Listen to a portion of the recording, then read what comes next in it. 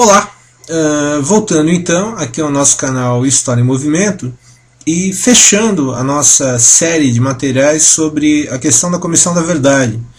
Vamos agora com a sexta matéria da série de matérias que o Jornal da Cultura, da TV Cultura, realizou neste ano de 2012. E esta última matéria foi ao ar no dia 21 de abril deste ano de 2012.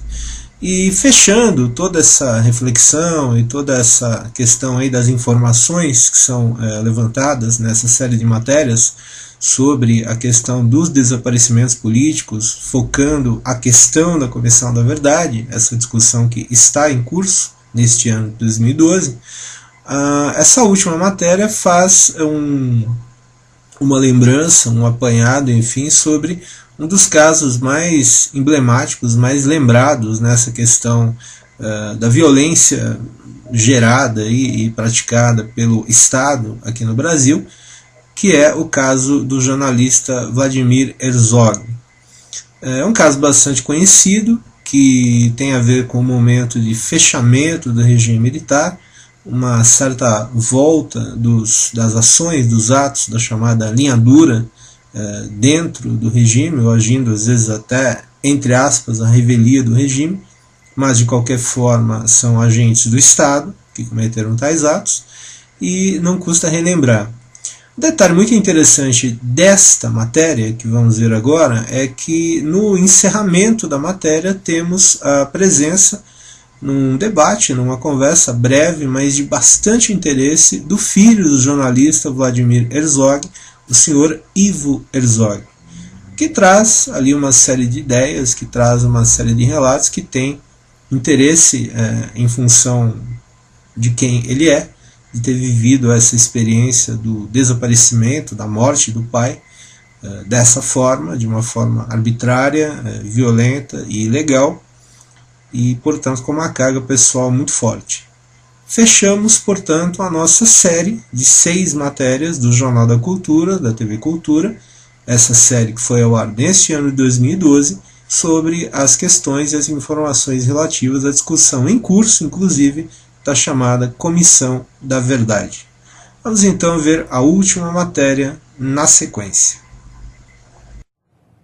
E no encerramento da série de reportagens sobre a Comissão da Verdade, o Jornal da Cultura retoma um dos casos mais emblemáticos da violência durante a ditadura militar, a morte do jornalista Vladimir Herzog.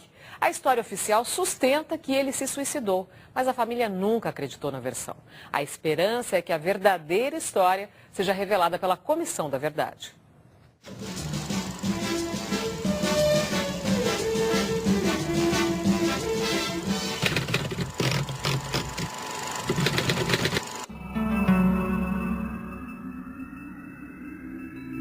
O Brasil vivia um novo momento da ditadura. Ernesto Geisel, quarto presidente militar, anunciava a intenção de praticar uma distensão lenta e gradual.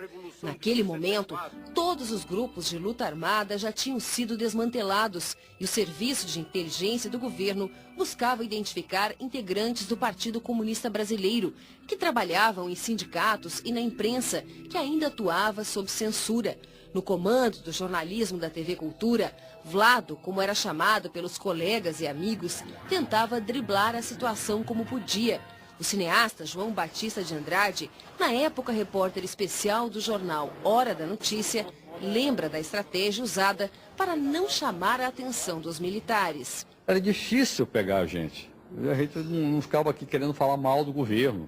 A gente queria falar mal da inércia da sociedade. Mas a estratégia parece não ter convencido os agentes da repressão. Demétrio Costa era editor do jornal Hora da Notícia e lembra do dia em que os policiais entraram na emissora para levar o colega Vladimir Herzog. O agente que estava aqui fora, que aparentemente era mais graduado, entrou e disse para o Vlado: olha, o senhor cumpre ordens, eu também cumpro ordens. O senhor está liberado, então, para se apresentar amanhã no DOI-CODE e tal. Em casa, ao lado da mulher Clarice, Herzog viveu uma noite de medo e apreensão, na esperança de que o interrogatório se desse de forma civilizada. Mas no dia seguinte, depois de se apresentar à polícia, Herzog foi levado para o DOI-CODE, no bairro do Paraíso. Ali, Vlado foi duramente torturado, como conta o jornalista Rodolfo Konder, que estava numa cela ao lado. Eram primeiro gritos de quem estava levando socos, tapas, aquela coisa. Mas depois os gritos se tornaram diferentes. Eram gritos de quem estava levando choque elétrico. Daquele momento em diante, criava-se uma das maiores farsas da ditadura militar. Os agentes do DOI-CODE informaram que Vladimir Herzog se enforcou em sua cela e liberaram uma foto que não convenceu ninguém.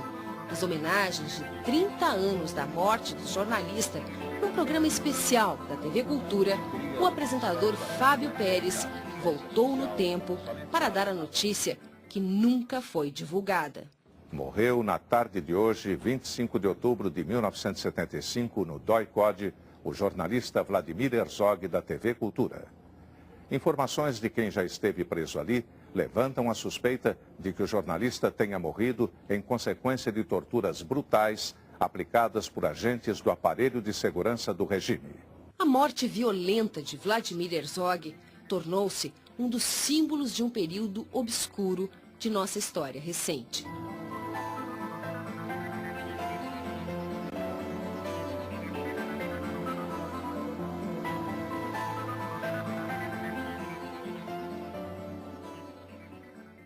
E agora a gente vai conversar sobre a questão dos direitos humanos no Brasil com Ivo Herzog, filho do jornalista Vladimir Herzog. Ivo também dirige o instituto que leva o nome do pai e promove ações para garantir o cumprimento dos direitos à vida e à justiça. Boa noite, Ivo. Obrigado pela presença no estudo do Jornal da Cultura. Eu queria que você começasse avaliando a decisão da Comissão Interamericana dos Direitos Humanos ligada à OEA de pedir explicações ao governo brasileiro a respeito do caso do seu pai, onde não houve solução. Bom, é uma decisão muito importante. A gente está num momento importante da história do Brasil. O que eu acho muito interessante é que essa decisão vem junto às vésperas da instalação da Comissão da Verdade. E essa decisão nada mais pede do que o governo explique e investigue as causas da morte do meu pai e quem foram as pessoas envolvidas. Uma coisa que o governo vem se negando a fazer de maneira sistemática. Seja por justificação por conta da lei da anistia, seja porque dizem que o crime prescreveu. O que não é verdade, porque um crime de tortura, de assassinato em porões, como aconteceu com meu pai, é definido na comunidade internacional como um crime contra a humanidade. E o Brasil é signatário de uma convenção onde diz que crimes contra a humanidade não prescrevem. E não tem a questão da anistia envolvida nisso. Então, nesse caso, o governo brasileiro deveria investigar todos os casos de tortura da época da ditadura militar, por exemplo? Com certeza, tem que investigar, tem que dizer quem foram os torturadores, quais foram as circunstâncias. E a gente ainda tem mais aquelas outras questões, né, da questão dos presos desaparecidos, né, que são crimes continuados. Então, que eles também que são crimes permanentes, não prescrevem. Não prescrevem, porque eles ainda estão em curso. O crime não terminou. Quanto tempo o Brasil vai ter para se explicar?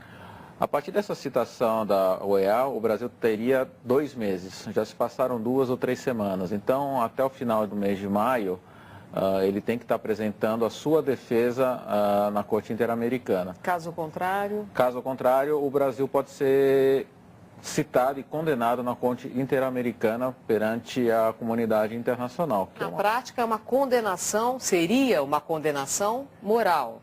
Moral porque a Corte Interamericana ela não tem jurisprudência sobre o governo, mas é uma condenação sobre a postura do Brasil na questão de direitos humanos, de novo, contra um documento, contra uma convenção que ele assinou no passado.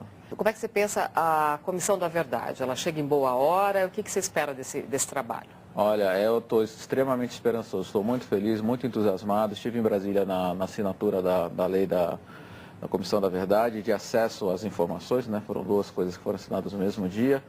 As pessoas veem essas coisas que estão acontecendo, essas manifestações dos jovens na rua e tal.